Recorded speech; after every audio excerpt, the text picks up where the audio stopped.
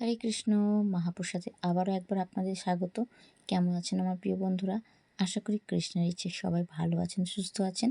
আগামীকাল 16/12/2025 সফলা একাদশীর উপবাস। কি সবাই একাদশী উপবাস করবেন তো? অবশ্যই করবেন।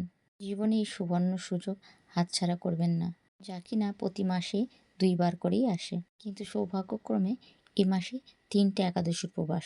কারণ হলো আগামী 2026-এ আসছে পুরুষোত্তম মাস, জগতে যা মল মাস নামে খ্যাত। এই অধিমাস 3 বছরে একবারই আসে।